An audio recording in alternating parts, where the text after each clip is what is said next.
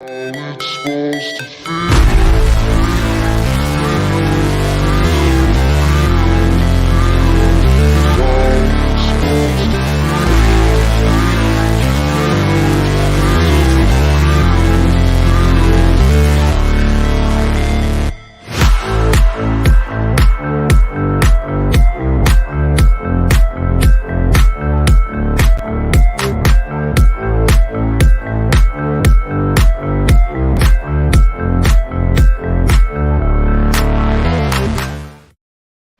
Yo, yo, yo. Welcome to NS9 Postgame Show, part of Pittsburgh Baseball Now. I'm your host, Anthony DiNardo. With me, we got Tyler Sweeney.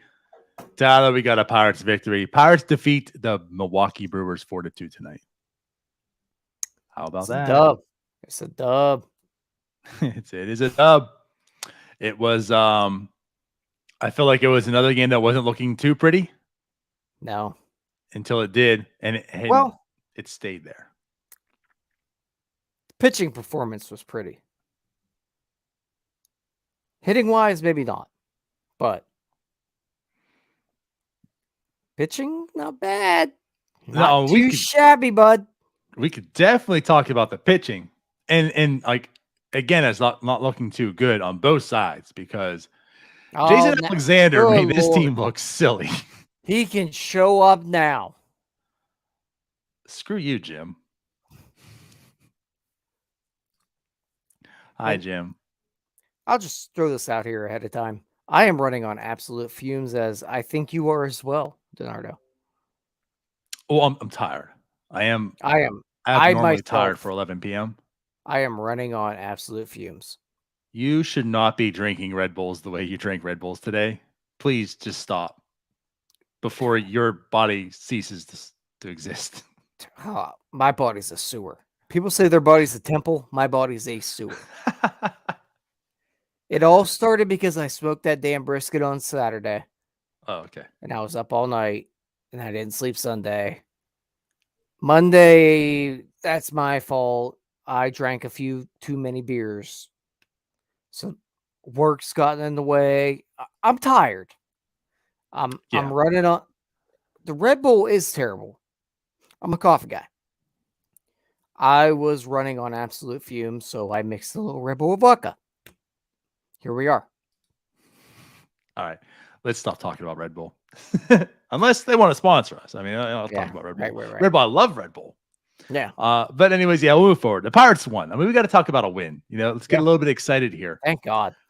But I guess where it all started, again, with the pitching, it was Mitch Keller day. We have this intrigue about Mitch Keller. How's he going to finish the season, right? There's some mixed results of recent. Today, man. I mean, Tyler, do you want to talk about the pitching yinza over here?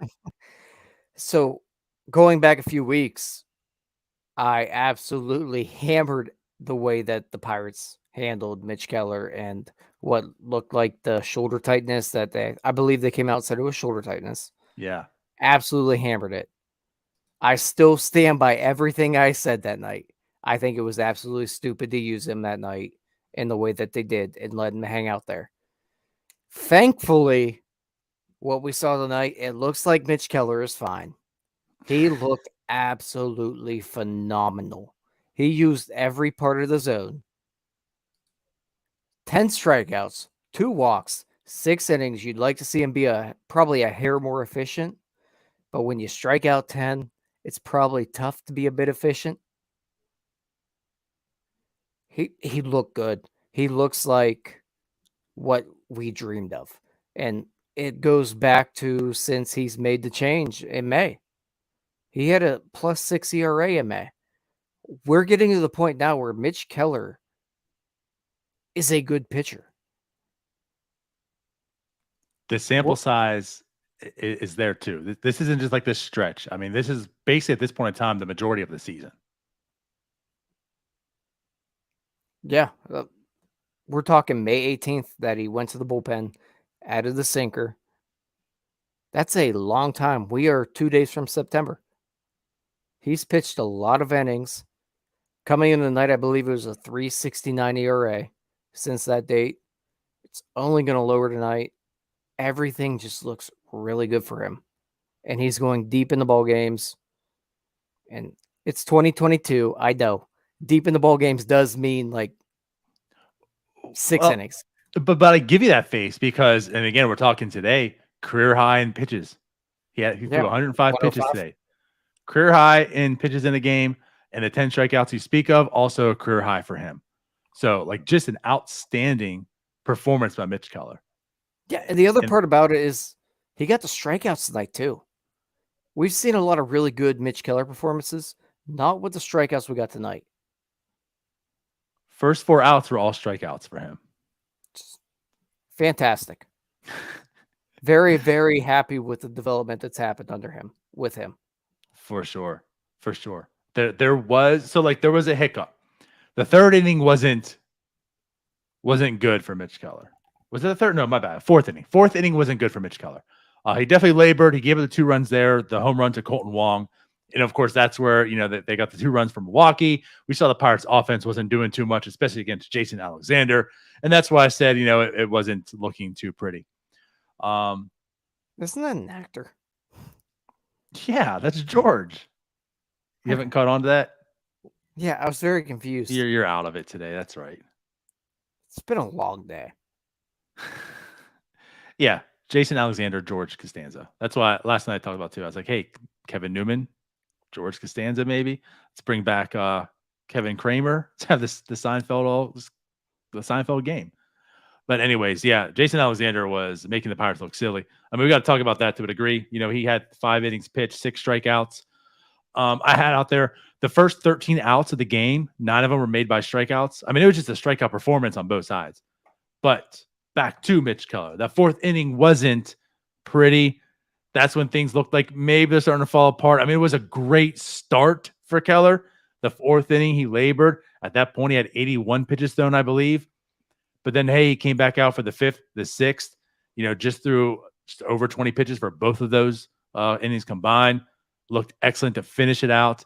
So, like you're saying, that 4th inning was sketchy, but overall, great, a fantastic start by Mitch Keller.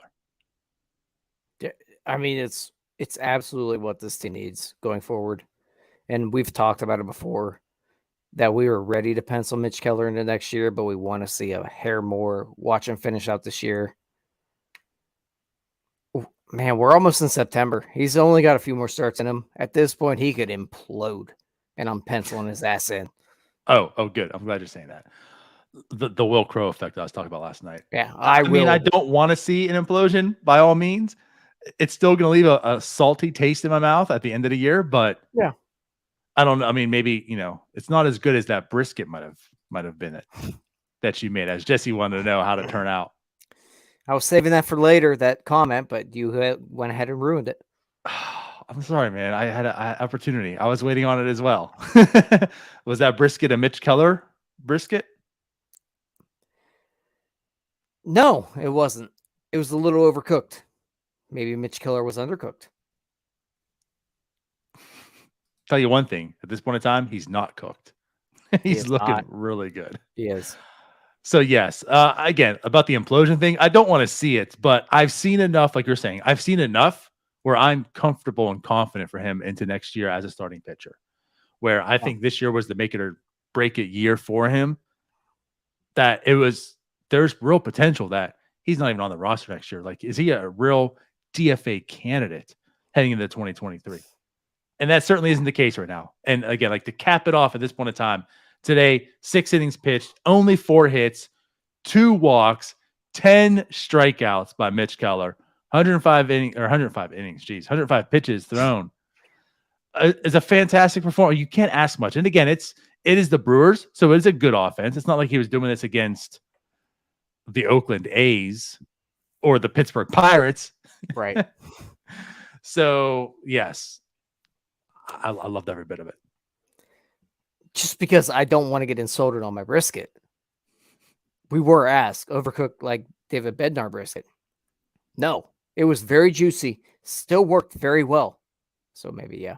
But I mean, David Bednar looks pretty juicy. Did you see him in the bullpen today? Yeah, I guess. I mean, it fell apart a little bit. I let it hang about 5 degrees too long. I wanted to lay in bed a little bit. Bad decision on my part. I pulled a little Derek Shelton, so maybe you're right. I let it go a little bit too long. He might be right on that one.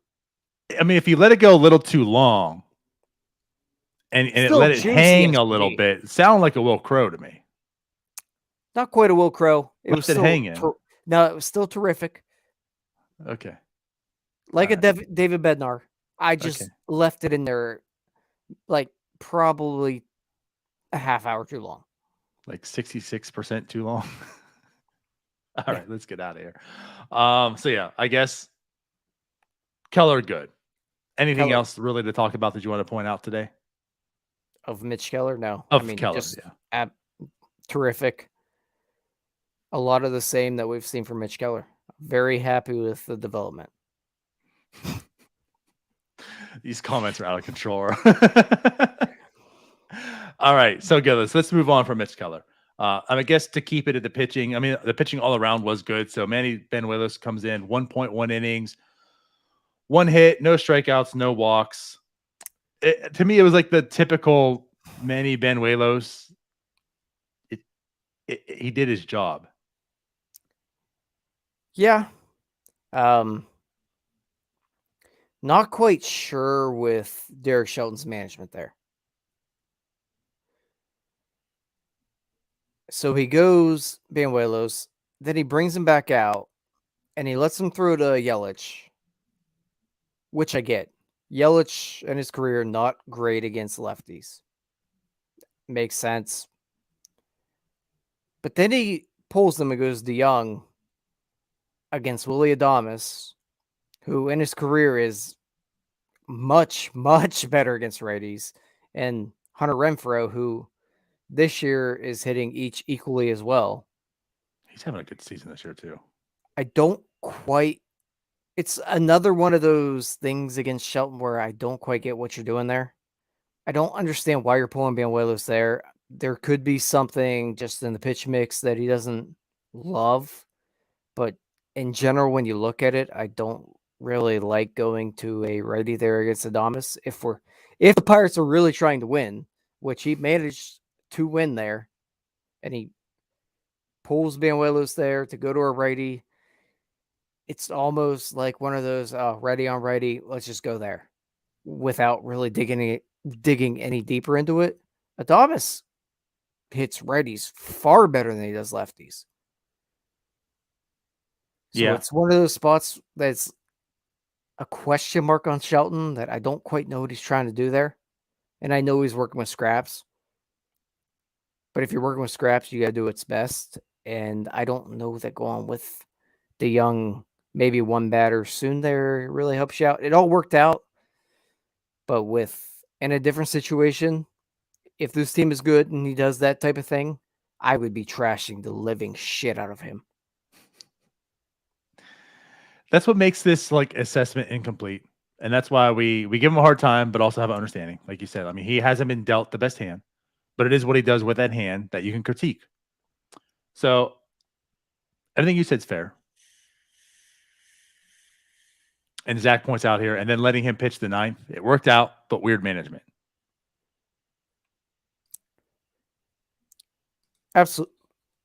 Absolutely weird management, but in the 9th, I don't really know who else you go with there. There's nobody left. I mean, especially because they ain't going to be Crow right now. Yeah, there's nothing left. Yeah. I guess, so to point out some type of achievement, Chase DeYoung gets his first career save. Talking about Chase DeYoung, keeping that pace. We're still, I mean, I'm intrigued by him. And I think it's more to the fact that it's like, how is this still sustaining? I know he's pitched better of late. Now today, 1.2 innings, no strikeouts, but like the strikeouts have actually come up of recent. Today he has the 1.2, as I mentioned, 2 hits, no runs. His ERA is lower on the season now to a 1.95. This guy's doing it. And I know it's not like it's Oneil Cruz where you just see all these skills and talents. It's like, oh my God, he's amazing. He's getting by, but I don't see all that other stuff. So I don't know. I don't know, Tyler. Like, Yeah. What I is think Chase your DeYoung? I think your Chase DeYoung like observation of intriguing is intriguing because you're intrigued by him surviving this year without being terrible. That's Not what it not is. you're not intrigued in his future. You're just kind of puzzled by the fact that he has survived this year. That's what it is. That's literally like that's what I'm intrigued on. I'm intrigued on the fact of How the hell is this happening? Chase Young has a 1.95 ERA, and I can't understand how. Yeah, because you watch him pitch and he's nothing impressive.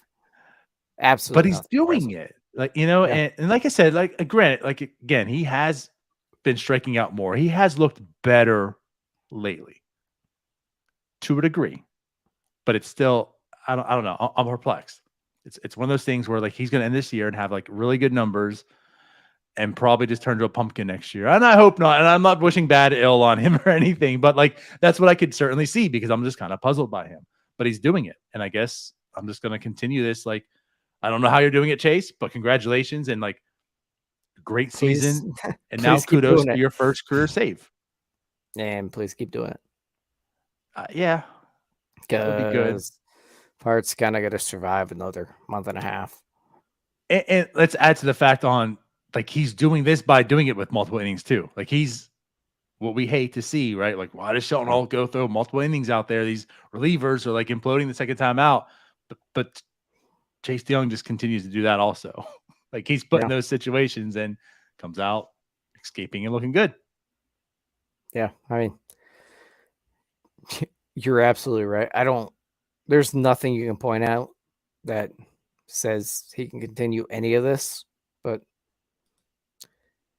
it's a team that just let it ride, man. There's nothing to be happy about. So let's just let Chase DeYoung keep going out there and hopefully throwing some scoreless innings. Yeah. It's not as if there's anyone that you're pleading to get in there other than Chase DeYoung. There was literally, I looked at the depth chart again because sometimes I have to do that with this team and remind myself who's still available. And I was like, oh shit, there's nothing. All right, Chase, it's all you, bud. By the way, Heath Herembe made his appearance for the Dodgers tonight against the New York Mets. He has scoreless inning. Good for him. Speaking of relievers of the past. But yeah, so the bullpen did their job. The pitching all in all did his job. 2 runs to the Brewers. Let's get to the offensive side. As this trend has now been, game starts off by Oneil Cruz. He's in the leadoff spot, Tyler. You've been dying for this to happen. And it seems like that's the spot. It's not like one game. It's not 2 games. It's now 3. Heath Herembe. I'm telling you, I was calling him that like all year at the acquisition. So yes, it is Heath Herembe.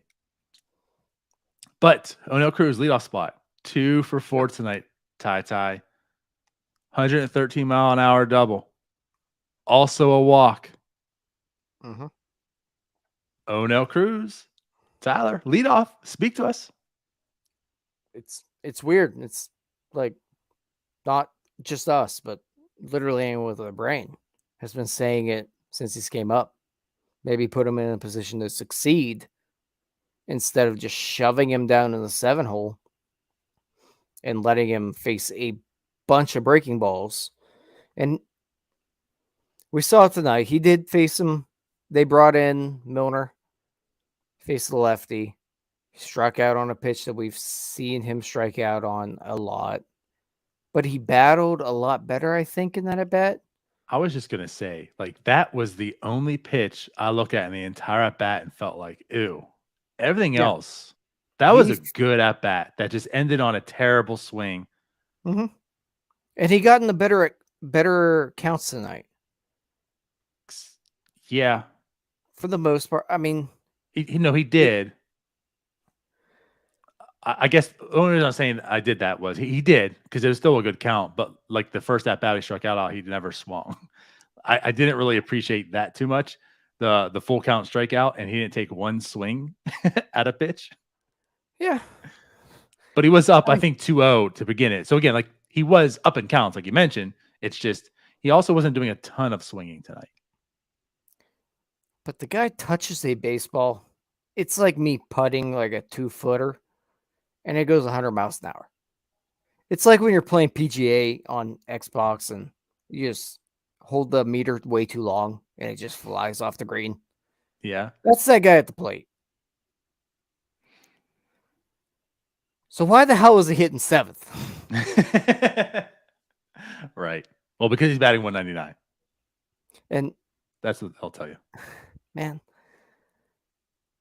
I saw way too many Twitter accounts today asking where Newman was and why he wasn't hitting leadoff.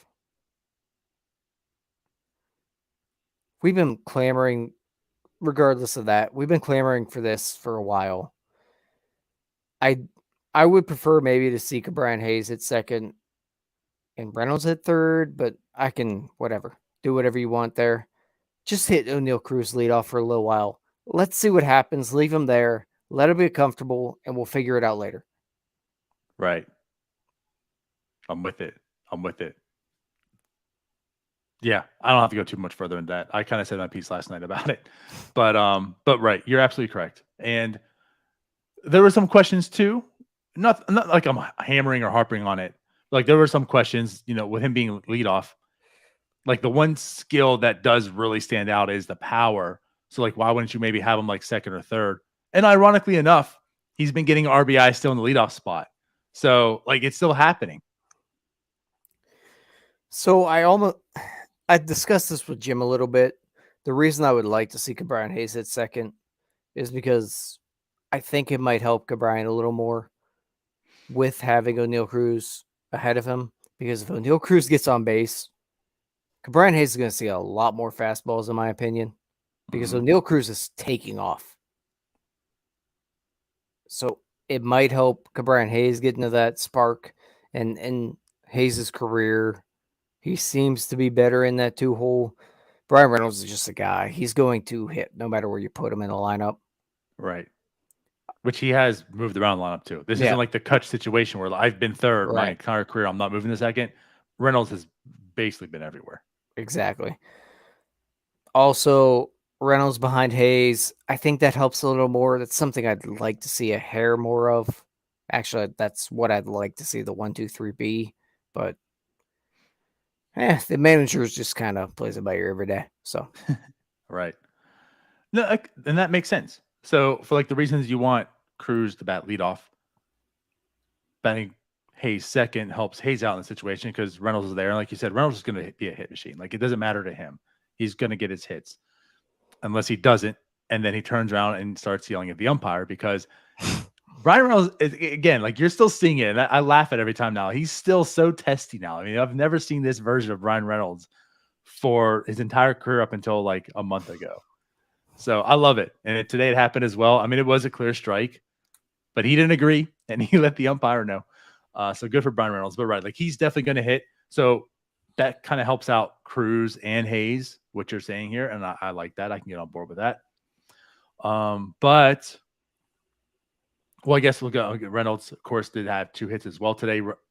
Brian Hayes went over 4. Gamble batted 4th.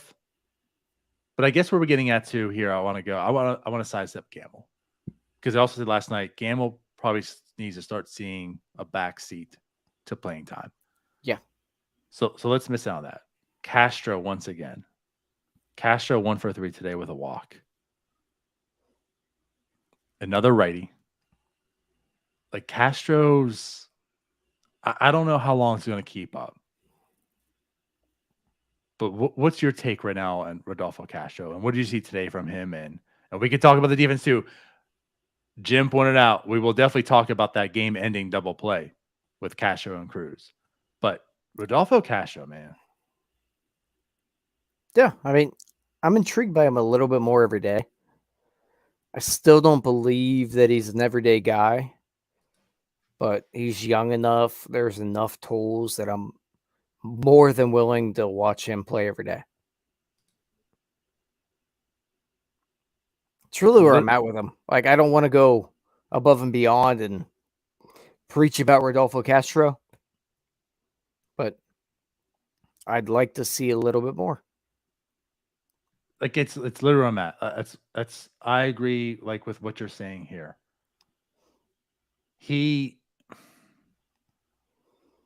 I don't want to go all in and call him an everyday player.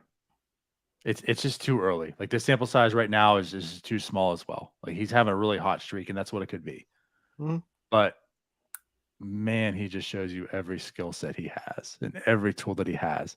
And he shows you how he could end up and turning into an everyday player and potentially a very exciting one.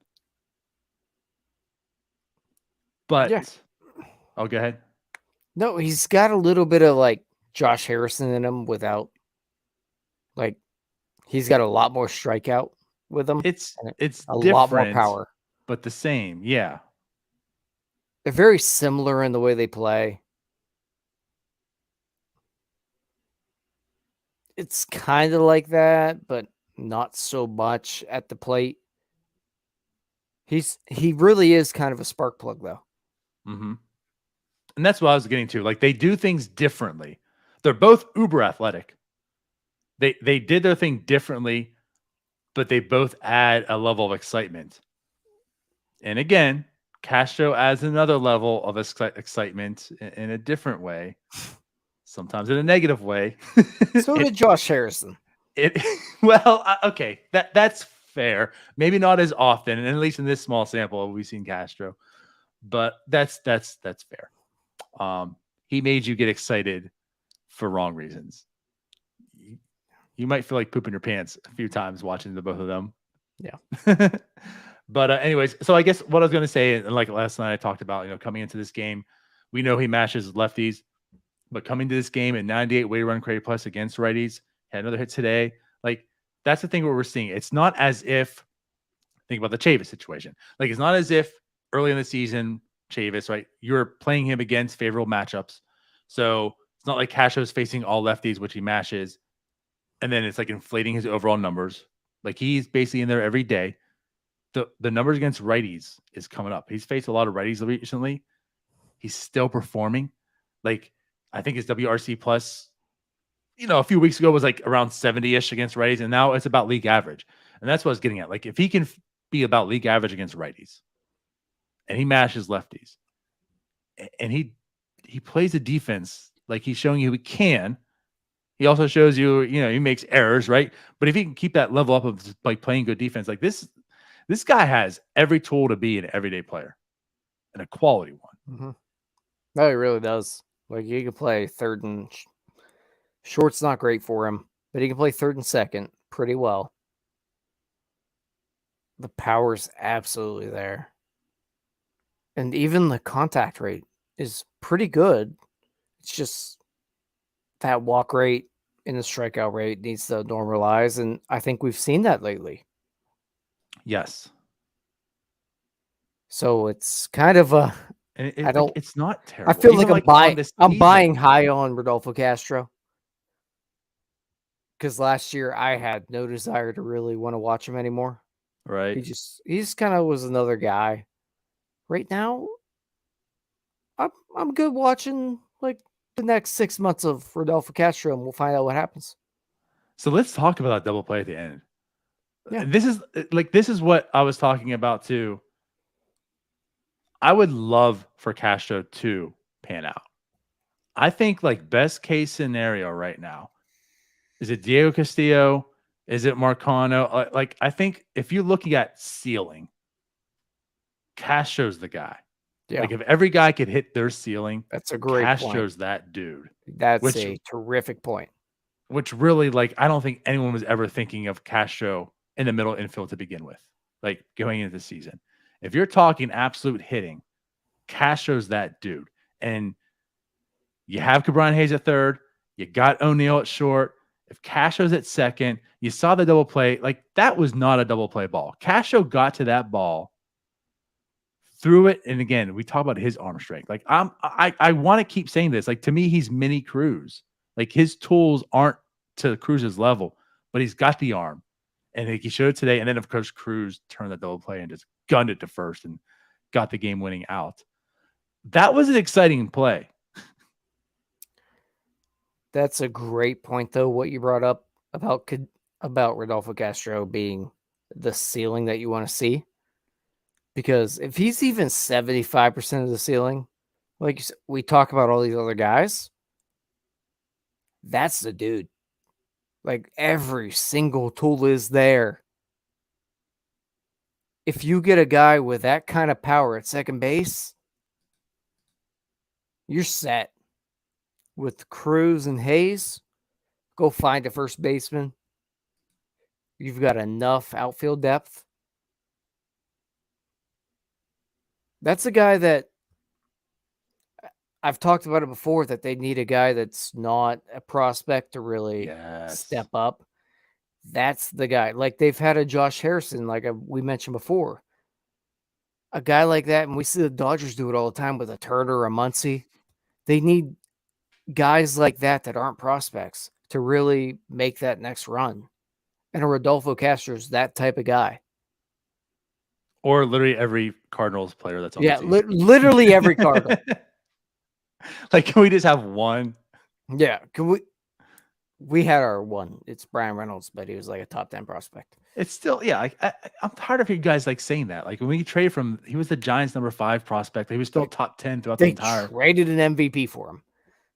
Right. I'm tired of hearing like, Brian Reynolds is that guy. Like, he wasn't. But anyways, like the closest thing I feel like is like Adam Frazier. Like Adam Frazier's like a number 25 prospect basically. Yeah, and he wasn't good. He was a guy. Whatever. He was fine. He was good sometimes and not good most. But that's like what you're talking about. Like I look at this defensively. And again, to me, we know Cruz needs to clean up his throws.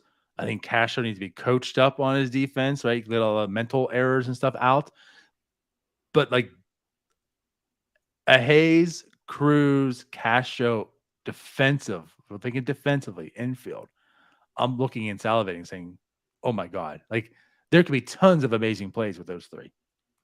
And like you said, and then just finally find a first baseman. Yeah, it's a lot of athleticism across the diamond, and they have it in the outfield coming up. Hopefully, and then you're talking. We are seeing Neil Huntington's dream coming true. Stop it. Because they are all Huntington. I didn't want to go there. At some point, we have to. Like all these guys that we are hoping for are Neil Huntington guys. Quinn Priester's going to be on the mound, rolling double plays to Oneil Cruz, to Rodolfo Castro, to probably some schlub that is playing first base that Neil Huntington drafted 15 years ago. Yeah. Unfortunately, it won't be Mason Martin. We can pretty much count on that. It'll be Matt Gorski over there. Well, actually, no. First off, that would be the complete essence of Neil Huntington. It's the Neil Huntington team, and there's no first baseman. You got to find some. You got to find some free agents. That's what completes the Huntington team. Now it'll be Oneil Cruz at first base, just trying to scoop balls. Stop it! Stop it! Waving the glove around like. But yes, I'm just like I said again with Castro, and we talked about the defense and again like the power aspect. Like Castro has legit power. We all know Cruz has legit power. I mean, think about the 50 plus home runs potentially from that middle infield. This is the Pittsburgh Pirates we're talking about, of course. Also, I'm just picturing a season of Quinn Priest rolling double play. Oneil Cruz fielding it, turn it to Rodolfo Castro, and Cal Mitchell like out there waving his glove around, trying to field it. Oh God! Or some former failed outfielder that they just throw there, right? Because he got on base one time. But hey, I guess we want to keep talking about it. You know, the rest of the lineup. I mean, Swinsky, he's back. He goes 0-for-4 again. Hasn't been a pretty 2 games for him. I mean, can we just say it? Put him in the lineup every day. The guy that tied the game up. Put him in the lineup every day. The guy that tied it up. Chavis.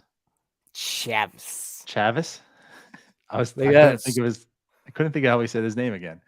Michael Chavis. Yep. He has to. Yeah. And it's nothing towards Michael Chavis that we want to see him. It's more that there's no other option. And There he's isn't. better than every other option. So what are we doing here? Nobody wants to see Josh VanMeter. Now, granted, though, they've been leading that way. Chavis has been getting a lot of playtime versus righties. There should have never been a lean. Well, because there never should have been a Josh VanMeter. Correct. This isn't rocket science. Right. But I'm with you. And he goes 2 for 4 tonight. Big clutch hits. Home run. His 14th on the year. And he's still young enough that he's shown enough at the plate where I think it's not a bad idea to let him get a little more run against righties. I don't believe in Michael Chavis against righties at all. But I'm more than willing. No, but I'm more than willing to let him try to learn against them because we're talking about a former top prospect. That's not Josh VanMeter, where you have no other options, who plays a very good first base. So if he has the opportunity to learn to maybe become slightly below average against righties, I'll take that every day. Okay. I'm not going to argue that. I'm not fighting for it. I don't care enough for it. I think I'm at the point where I don't believe that's going to happen, but there's no reason to not let him play anyways. And if it does, for like the 1% chance it'll happen, I'm willing to give it to him. And for me, it's less of that. It's less of just like, there's no other option. Maybe let him get righties. To me, it's more about the defense. Like that's my whole stance on why he has to be an everyday player. It's because he's going to be bad versus righties, and I'm okay with that because at least he provides some type of competence at first base, whereas no one else will.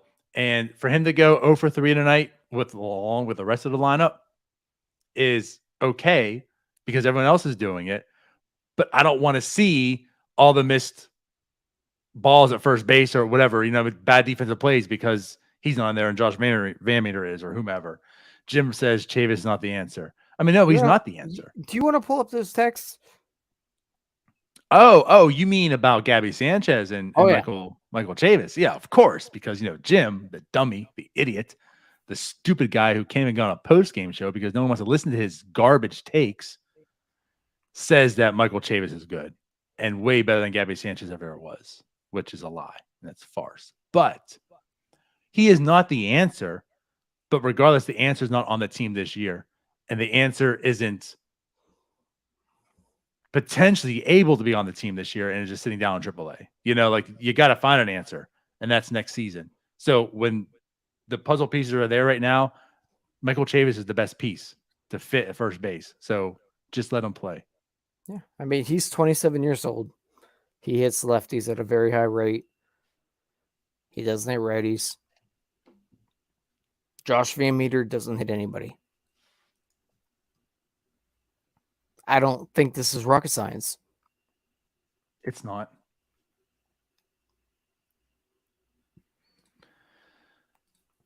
It's not.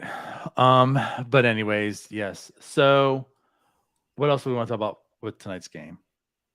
Not a damn thing. We've been on this thing for 40 minutes. We have. I'm tired. I'm tired, Pa. Well, that's too damn bad. I am kind of pissed because we probably should go, but I got the text up and I was about to pull out the receipts and share on the stream. Nope, do it. Keep talking. I don't know if I can find them or not right now. Oh, good Lord. I know. Just we say the name Chavis too often. It's hard to find them. No, there's no way we talk about Michael Chavis that much in that group text. I mean, we probably do. No, there's no chance.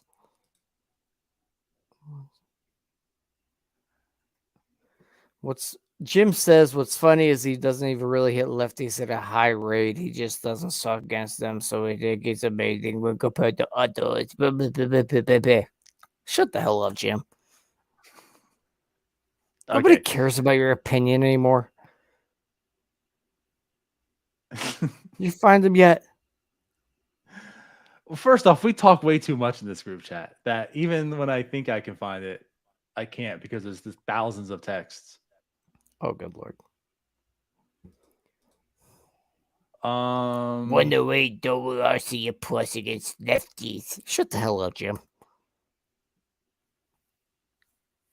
Javis has been hitting righties better of late. Thank you, DJ8Y. So Tyler, I mean, we got plenty of time to. I will find them the next show. We'll cross that bridge when we get there. We'll okay. I'll save it for the. I'll have them and I'll save them. Yeah, and we'll pull them up when needed. But yeah, that works for me. Anyways, like Jim said, this is riveting content. Yeah, we got to get out of here.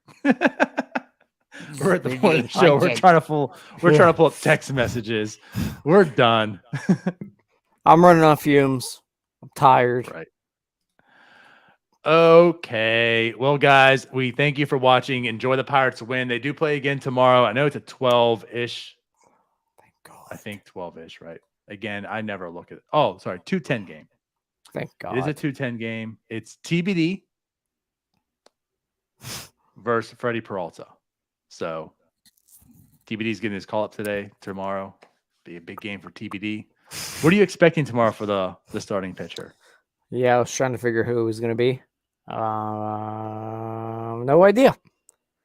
You think? I think I saw it was going to be Yahuri, maybe, because he's in line. I'm expecting nothing fun. Expect nothing. All right. Well, once it's announced at 2:07 who the starting pitcher is tomorrow, we'll let you know. But until then, thank you for watching. We'll see you later. Bye. Peace out, Girl Scouts.